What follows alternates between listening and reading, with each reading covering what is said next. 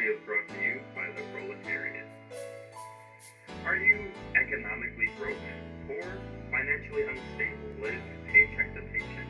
Are you politically marginalized, or perhaps disenfranchised? Are you or a loved one suffering under the rule of imperialism? Are you being systemically oppressed in any way, shape, or form? Well, would it make you feel better to learn that you are not alone in your struggle? To hear that there are billions of people around the world going through what you are, it's not worth it. No? Good. It fucking shouldn't. That's not the point. It wasn't supposed to. Fucking psychopath. But what if I told you that there was a way to stop the needless suffering of most of the population of the world? Don't believe me? Turns out we can get a lot of use out of today's sponsor, the proletariat, and their special product, solidarity. That's right, things are shit in the world at large right now. But if you do what you can in your day-to-day life, speak out against injustice, spread awareness, work in your local community, and pretty much anything else to buck against the system and fight for freedom, we may have the chance to create the better world that we all dream of at night. All it takes is a little bit of work, discipline, and collective action on our part. Don't buy a new fucking phone. If you need another phone, buy it used. Boycott the fucking businesses. It's not that hard. Continue speaking up about all the atrocities that are happening in the world right now. Free Palestine. Free the Congo. Free Sudan. Stop Cop City. Abolish the police. Smash the fucking state. Thank you again to the proletariat for sponsoring this video.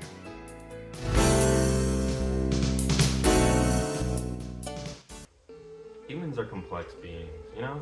Did you know that? I, for one, often feel inadequate for not doing enough in the world to bring about the changes I feel are necessary. Like, oh, I'm sitting here playing fucking Baldur's Gate, I have 300 hours in this game, but I haven't, like, fucking thrown a Molotov cocktail at a precinct lately. Like, what's up with that, you know? Why is the CIA not tracking me, ready to riddle my house with bullets in fear that I'll make detrimental change to the status quo? Why am I not out every single waking moment of my life fighting injustice and oppression? It's because I'm not a robot. And if I was acting like how I think I should be acting in my brain, I would kill myself from stress and overexertion. I would literally, like, actually physically pass away. That or the state would murder me. And I'm gonna live to 125, so, you know, I'm not ready to die martyr just yet. Maybe this is a hot take. I don't know. But I feel like we still need leisure at the end of the state, you know? I think this stuff is important. It helps to foster new ideas, sometimes radical ideas, and it helps to alleviate the stress of living in our current situation. Definitely continue to work towards facilitating the fall of the empire, but you're still allowed to live your life, I think. Anyway, I foresee an issue in media around the corner. Possibly. For a very long time, representation and diversity in media has been very lacking. I don't think this comes as a surprise to anyone who cares about that sort of thing. I've been talking about it for years on my podcast. Recently, however, we've seen more media that's doing a little bit better in this aspect. Lord of the Rings has black elves, which I think is the way elves are supposed to be. You know, this is people who are from like this land where it's always sunny. And anyway, they have black elves, they have black dwarves, black hobbits. The Valerians and Hot D are black. Ariel and the Little Mermaid. Instead of like race swapping, there's also new characters in media like Monica Rambeau from WandaVision and the Marvels after that. And then even outside of like single characters, there's our own full movies and TV shows now, often with fully diverse teams both in front of and behind the camera, like Secure, Atlanta, Lovecraft, Black Panther, Spider-Verse, and a lot more. And I want to talk about Black Panther in a minute. Not only is representation getting good for us Negroes, it's getting good for other marginalized groups as well, as society seems to finally be understanding more people existence than just the cishet white males, and they're not the bad guys or the love interest or the sidekick, you know, main characters, sometimes the only characters in the media. So if you've listened to the specter of anti-blackness, you'll know that I used to not like Black Panther. When I saw it, when it first came out in theaters, I was young and I was too cynical and failed to appreciate the magic of that moment in time. Even when I used to do like the Marvel watches, to prepare for up to Endgame or whatever, a lot of times I skipped Black Panther because I'm like, I've already seen it, I don't really think I want to see it again. But when I finally did decide to revisit it later and just let myself really enjoy the movie, I realized I was kind of being foolish with my critique of things, and the movie was not only good, it's enjoyable. It's a good movie and a good movie, and people should enjoy things, and I should let people enjoy things. But even still, I don't feel the movie's perfect. And there's one very glaring issue that I didn't see much of an answer for. The implications. The ramifications. The rammys were not considered, bro. You did not consider the rammys. Behind this really good, really important, and really moment-defining movie was a dark shadow looming sinisterly. Not the specter of anti-blackness. This movie actually didn't really have that. I'm also not talking about the inclusion of the white savior, the weird CIA angle, and the gross politics at the end of the movie, that last scene where they kind of... FD talks about it in his video. A meta shadow, the parent company, Disney.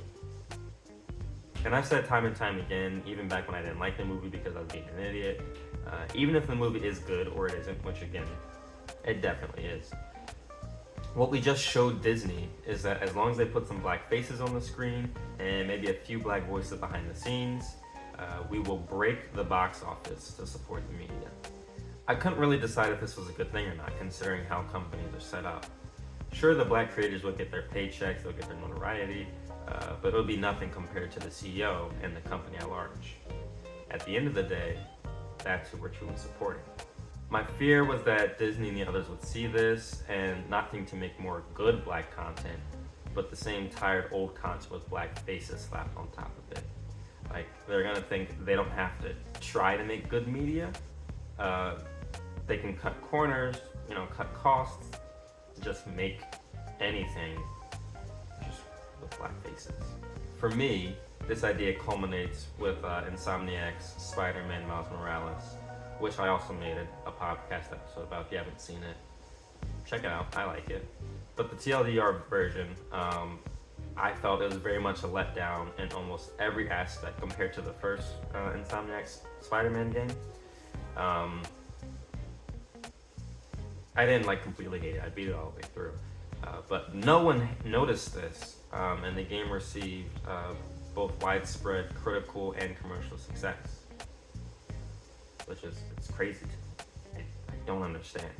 This, for me at least, again, catalyzed the concept of black is the new black, which is where this mediocre content is made, but diversity slapped on top of it to try and pull in audiences.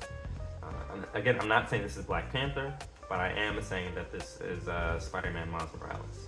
And I'm saying it's the game. I'm not saying it's Spider-Verse movies, because those are excellent. And I'm sure this wasn't the start of it. I'm sure it was happening before, but I don't have a frame of other things. Maybe it was a turning point. But I wouldn't be surprised to hear if other pieces of media, like the Ish TV shows, like Blackish and Grownish and Brownish and all those mixed-ish, maybe those had more of an impact on the scene than Spider-Man did.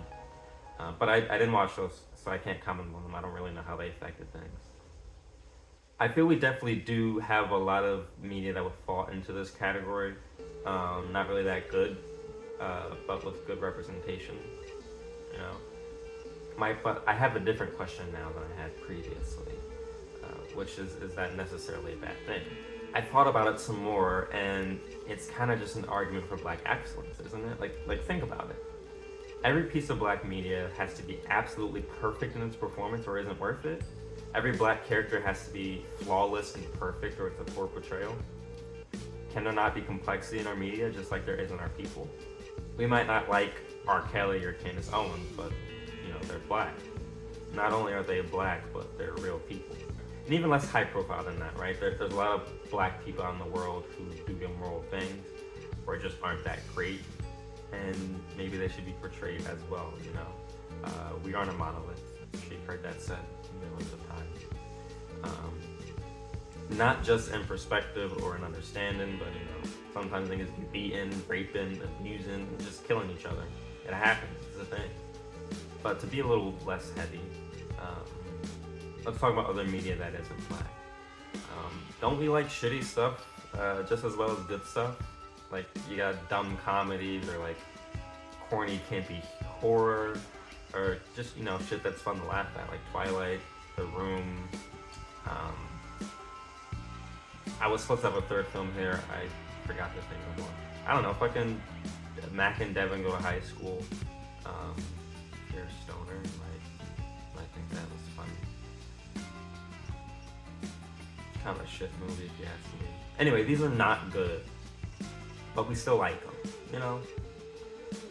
Or at least, if you don't like them, you can appreciate them in their time and place in the world, appreciate who they're for in that time and space. I think it's important to be critical of our media and our place in it, but I also think we need to make room for less excellent things. I think that's important. Not everything has to be 10 out of 10, because then it loses that complexity, you know? Unfortunately, there's another layer to this. At the same time, there's been a rise in diversity across our media. The anti-woke movement has been born. Kinda in like opposition, you know? Like Black Lives Matter unintentionally spawning All Lives Matter, White Lives Matter, Blue Lives Matter. And under normal circumstances, I think the two would just cancel each other out. Like there's always a for and against crowd for something, and neither usually hold much sway over the industry at large, at least I don't think. It's more, there's space being made for both of them, right? We got Everything Everywhere All at Once. At the same year, we got Top Gun Maverick. This would be fine if there wasn't yet another layer to consider here of the recent failure of these projects. Studios post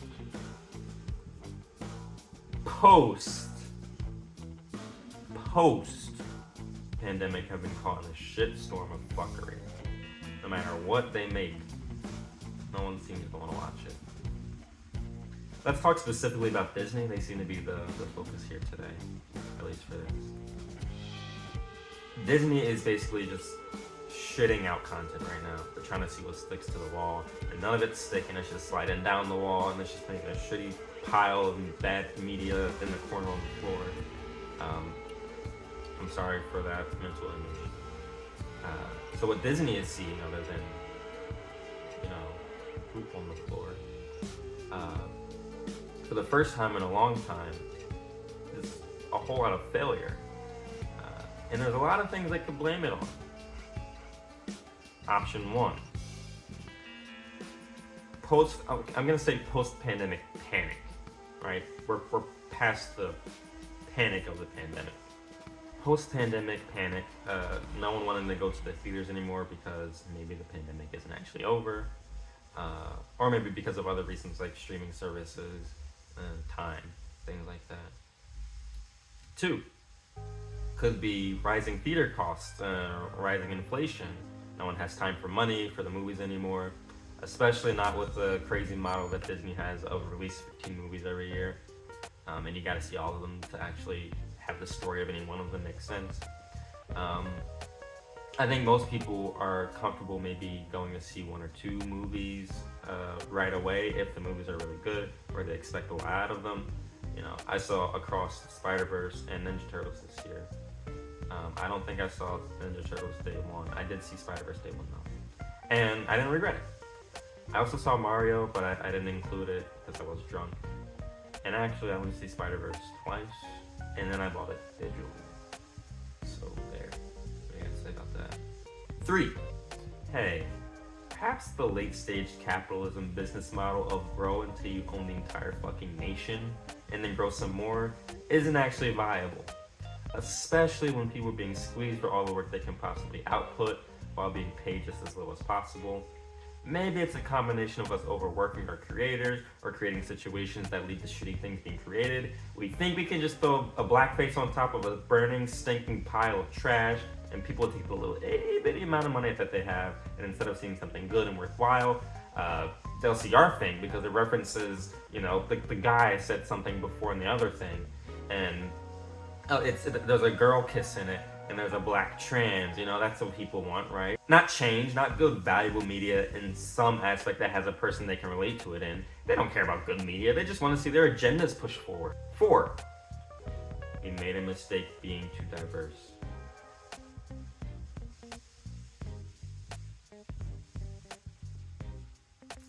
So yeah, which one do you think they're gonna pick?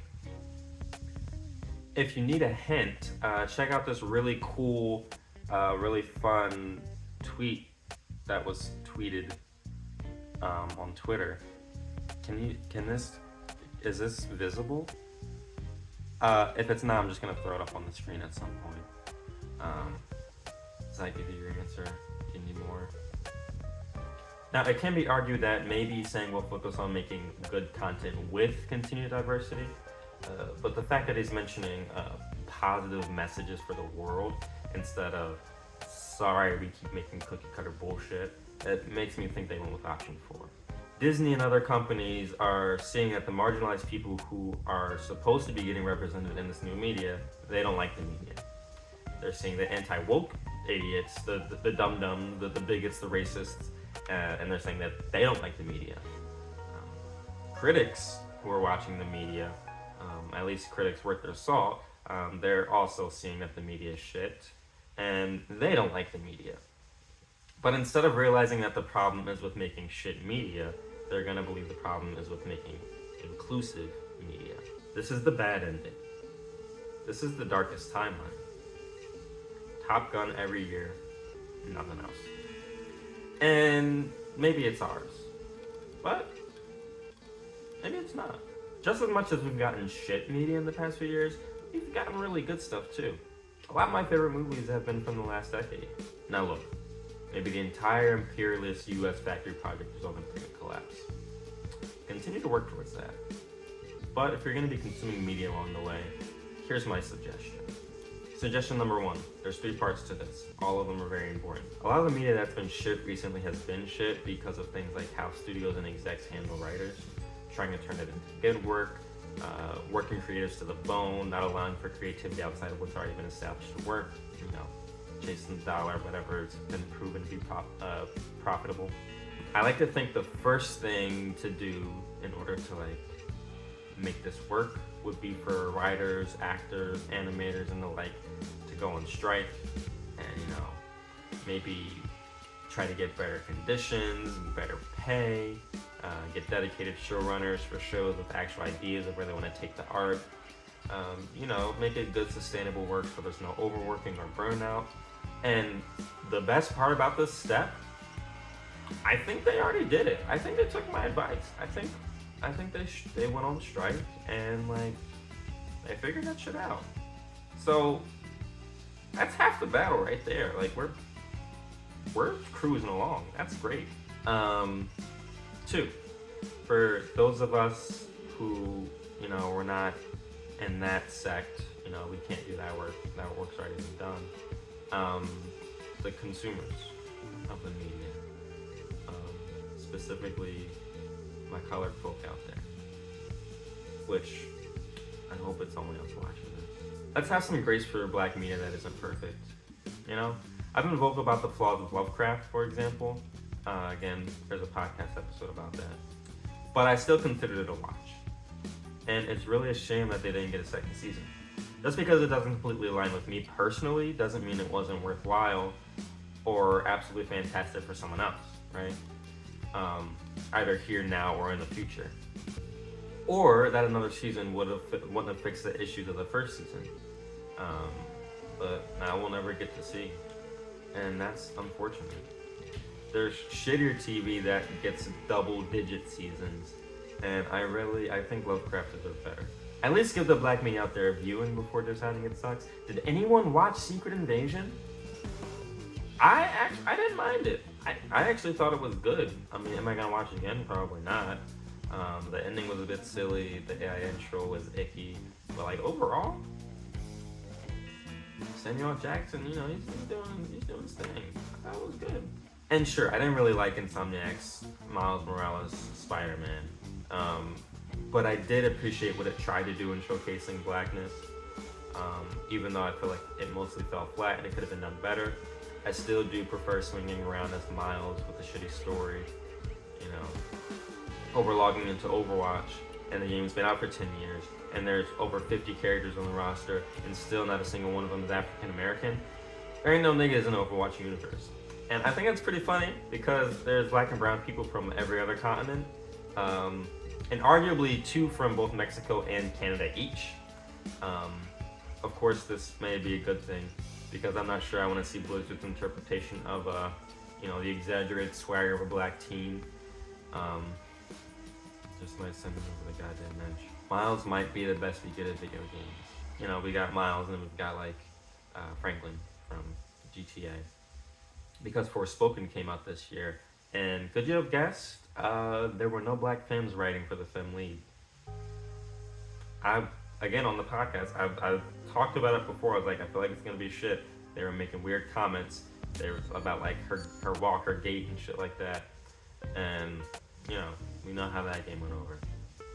Anyway, I digress. 3. Remember, this is a list. We're doing a list. Third thing to do. Show overwhelming support for the really good stuff. Some things I do, I try to buy vinyl record versions of the music I really like. I got No Name's album when I went to go see her in concert. But also, like if I'm not using my phone, if I've just got it sitting somewhere, I'll just have the album on repeat, even if I'm not listening, you know? Why? Support. Duh. That's what we're talking about here. You gotta get those streams up, baby. And if there's some really terrible shit out there that you still want to see or consume, or like, you know, I don't know, maybe the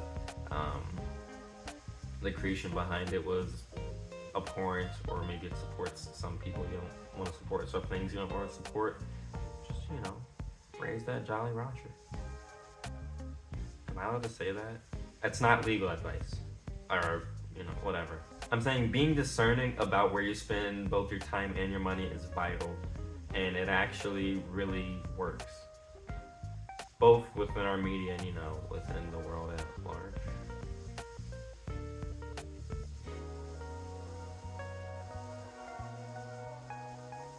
That's it. Bye.